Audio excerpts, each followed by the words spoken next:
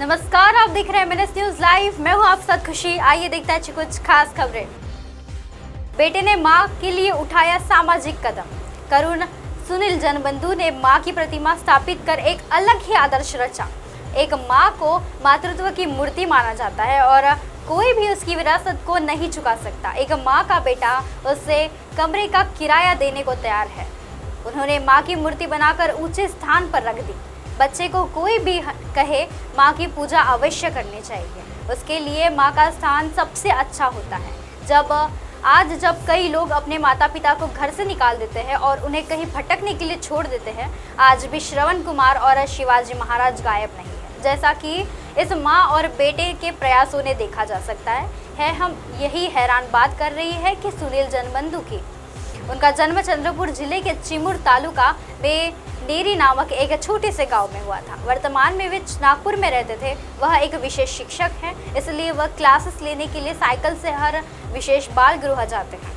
हम किराए के मकान में रहते हैं और तब भी जिस स्थान पर रहते हैं उसे ही अपना घर मानते हैं और वहाँ माता की मूर्ति स्थापित की जाती है। बेहद गरीब परिवार के जन्मे सुनील के पिता की मृत्यु तब हो गई थी जब वह 2 महीने के थे। उनकी एक बड़ी बहन है और एक मंझला भाई है।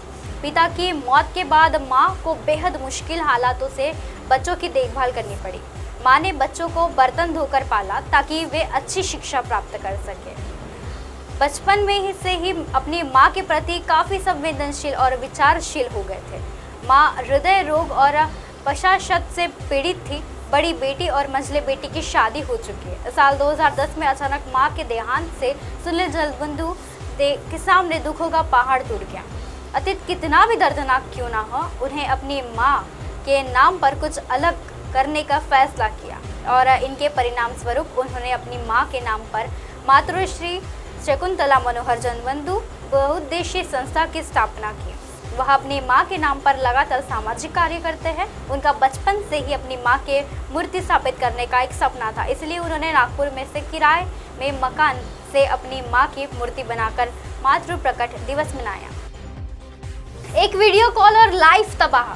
जमतमाड़ा में एक आगे के ये गांव में सेक्सटोरेशन का फैला मायाजाल। What is सेक्सटोरेशन? आपके कई तरह के ऑनलाइन फ्रेंड्स के बारे में सुना तो होगा, लेकिन सेक्सटोरेशन बहुत ही कम लोगों को है और यह बहुत नया है। राजस्थान के एक गांव में सेक्सटोरेशन का एक पूरा खेल चल रहा है।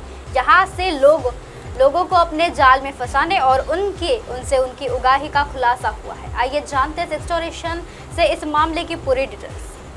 पिछले कुछ वक्त से सेक्सटोरेशन में मामले तेजी से बढ़ रहे हैं। आपको ये शब्द नया लग रहा होगा, लेकिन आपका ये जानने वाला कोई शख्स भी इस तरह के अपराध का शिकार हो सकता है। ऐसे ही एक मामले में पुलिस ने चौंकाने वाला खुलासा किया है। राजस्थान में एक लगभग पूरा गांव इस तरह के साइबर क्राइम में लगा हुआ था। क्या होता है सेक्सटोरेशन?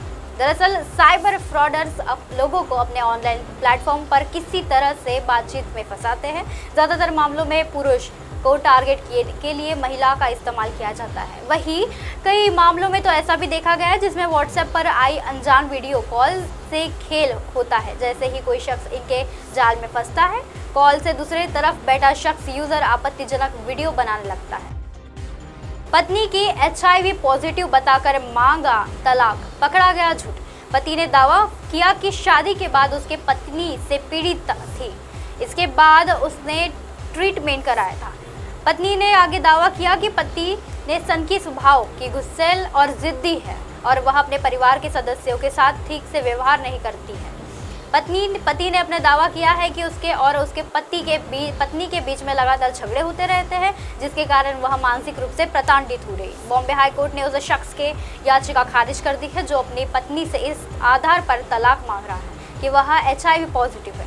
पुणे फैमिली कोर्ट ने मेडिकल रिपोर्ट और चिकित्सात्मक की जांच कर इस झूठ को पाने में बाद शख्स की अपील खारिज की है। हाई कोर्ट ने भी ऐसा किया है। इस दाम्पत्य की शादी 16 मार्च 2003 को हुई थी। पति ने दावा किया है कि शादी के बाद उसकी पत्नी TB से पीड़ित थी, जिसके लिए उसने अपना ट्रीटमेंट भी कराया। पति ने आगे दावा भी किया है कि पत्नी सनकी स्वभाव की, गुस्सैल और जिद्दी है। वह अपने परिवार के सदस्यों के साथ ठीक से व्यवहार नहीं करती।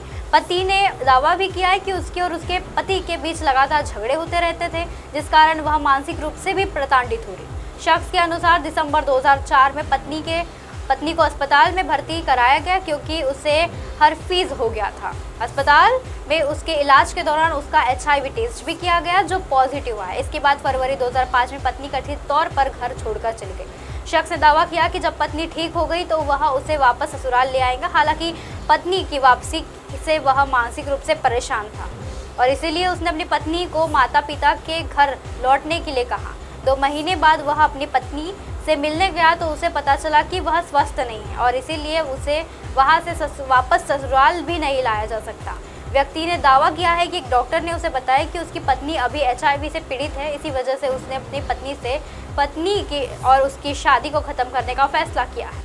अब आप हमारे चैनल को अपने मोबाइल पर भी देख सकते हैं। मोबाइल ऐप पर देखने के लिए प्ले स्टोर से MNS न्यूज़ वेब से डाउनलोड करें। इंस्टा, लिंक, ट्विटर, हाईकुक, फेसबुक और कई सोशल मीडिया के प्लेटफॉर्म पर हमारा चैनल उपलब्ध है। आप इसे यूट्यूब पर भी देख सकते हैं। आप हमारे चैनल को लाइव भी देख सकते हैं www.mnsnewstv.com पर।